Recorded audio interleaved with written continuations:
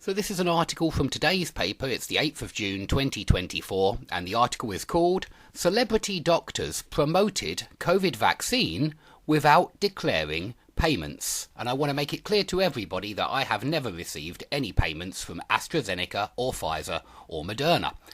TV viewers not told they have previously received thousands of pounds from AstraZeneca. Interesting. Okay, the pharmaceutical watchdog has been urged to investigate after a string of celebrity doctors. Now that's a nice expression, a string of celebrity doctors. Now that means a number of celebrity doctors. A string of is like a few of, really, but a string of celebrity doctors, a number of celebrity doctors, took part in discussions about the COVID vaccine, but failed to declare that they had been paid by AstraZeneca.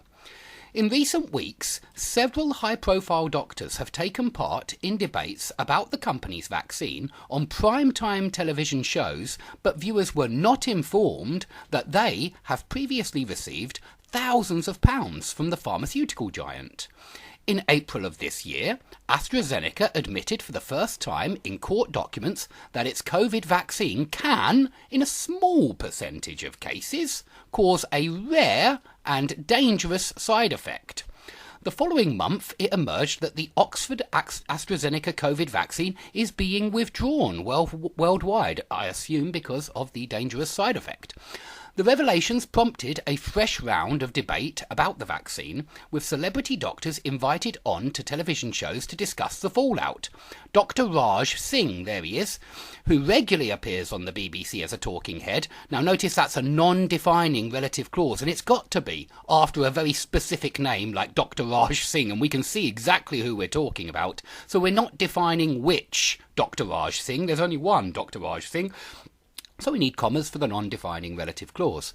So Dr. Raj Singh was paid £22,500 by AstraZeneca in 2021. So that's what some people earn in a year. I admit that it's not a high salary in the UK. It's below average, but that is as much as some people earn in a year if they're on not a lower than average salary, according to records from the Association of the British Pharmaceutical Industry. Last month, he led a discussion on the BBC breakfast show Morning Live about the safety of the AstraZeneca vaccine and the serious but rare, in quotation marks for some reason, the serious but rare complications associated with it.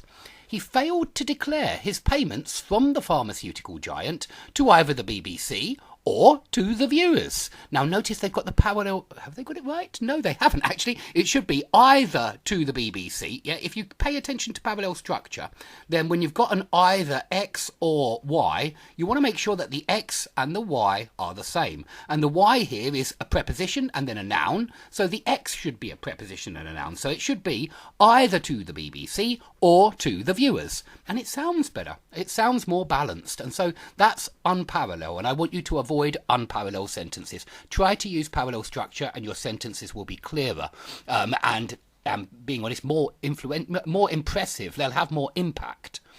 A BBC spokesman said they were unaware of the payments ahead of the show, adding, the segment on the AstraZeneca COVID vaccine was balanced. Okay, they're saying it was very balanced. I don't know if you think it was balanced. Let's not forget this guy received £22,500, but they say it was very balanced and covered reported risks and benefits. We became aware of Dr. Ranj's 2021 work for the manufacturer after this segment aired. Yeah, now that means broadcast. Yeah, after this segment was broadcast, after this segment aired, after this segment went live, you could also say. And it means after this segment means this part of the TV show. After this segment aired and have now addressed this within the show. Okay. Dr. Nihat Arif, and I'm sorry if I don't pronounce that correctly, but again, we've got another non-defining relative clause, because we can't possibly be defining which Dr. Nihat Arif. There's only one. I think she's down here, or maybe not. I'm not sure, being honest. But she was paid £10,000 by AstraZeneca in 2022.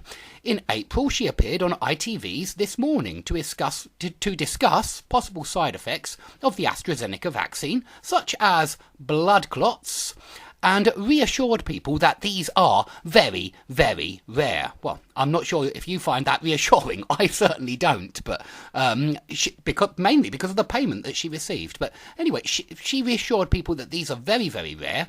An ITV spokesman said that Dr. Arif's analysis was fair, accurate and balanced. So I'm glad that ITV and BBC think that these paid doctors are fair, accurate and balanced, in spite of what some might call the bribes.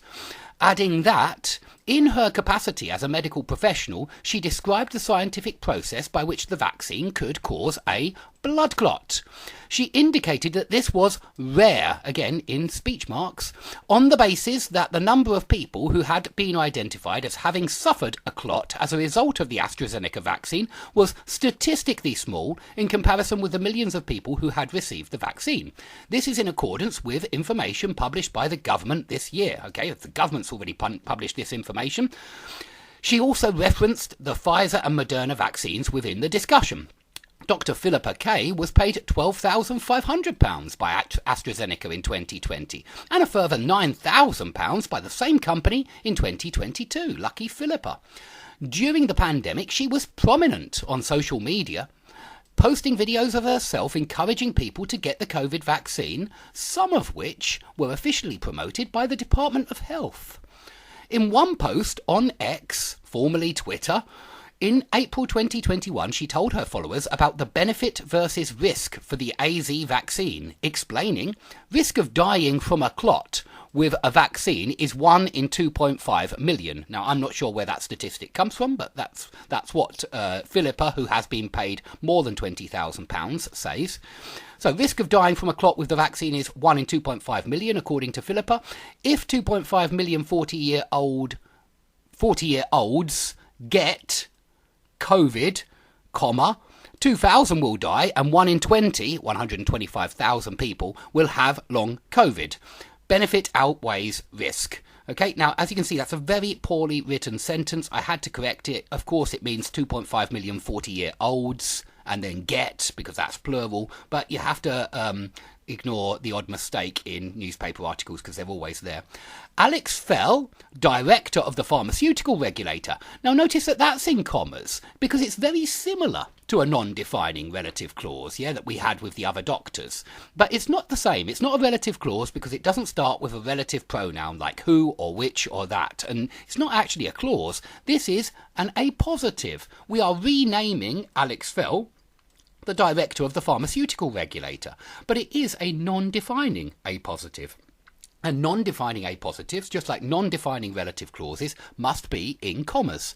So Alex Fell has been urged to investigate whether there have been any breaches of the ABPI Code of Practice for pharmaceutical companies. If there's a breach of Code of Practice, if there's a breach, then there's a violation of the Code of Practice. And it sounds like if people are getting money and then promoting various medical products, well, it sounds like there might be a violation of some kind of ethical principles here, because it sounds like maybe somebody's being bribed to say something. The letter, sent from Graham Brady to Lord Strathcona, points out that Clause 24 of the ABPI Code requires pharmaceutical companies to include provisions relating to disclosure means revealing, disclosure of such payments when they draw up contracts with doctors.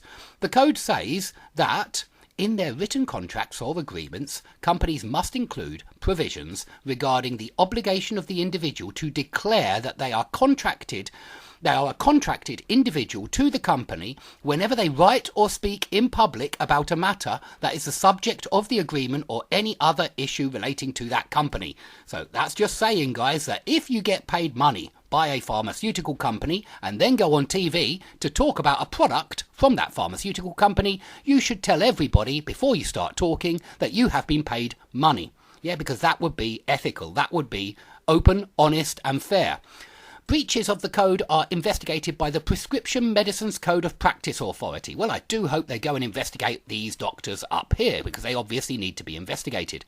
Sir Graham and Lord Strathcona, who are co-chairs of the All-Party Parliamentary Group on Pandemic Response and Recovery, say that action is required by the watchdog to maintain trust in advice from doctors. I think a lot of people have lost trust in their doctors, in the media, and in the government over the last few years, and I know why. They say, whether via the TV or in the GP surgery, any payments made to them by pharmaceutical companies should be publicly registered and fully disclosed. If a potential conflict of interest is concealed from the public, as it has been here, it is inevitable that trust will be diminished, which is bad for everyone. All of the doctors have issued similar statements to explain that they were not paid by AstraZeneca specifically in relation to the COVID vaccine. They say that they were paid via a public relations company to promote the pharmaceutical giant's nasal flu vaccine. Oh, okay. Dr. Nihat Arif said, I worked with AstraZeneca via a PR agency on an educational public health campaign about the nasal flu vaccine in winter 2021 only. All payments were declared on the ABPI. To make it absolutely clear, I have not been paid to promote the COVID vaccine. Dr. Raj Singh said, the AZ Oxford vaccine was launched in 2020-2021. I worked with AstraZeneca via a PR company on an entirely separate childhood flu campaign in 2022, which was declared to the ABPI, and I have not worked with them since, and I have never been paid to promote COVID vaccines. Dr. Philippa Kay said, I have worked with AstraZeneca via PR agencies on educational campaigns about the nasal flu only. The last time I was involved in the nasal flu vaccine education campaign was winter 2021, not winter 2021. All payments were declared to the ABPI. To be clear, I have not been paid to promote COVID vaccines. Have you noticed that all three of their answers are very, very similar and seem to have been written by the same person? AstraZeneca declined to comment on the specific cases, but pointed out that this is an area governed by the ABPI's Code of Practice, which applies to the whole pharmaceutical industry.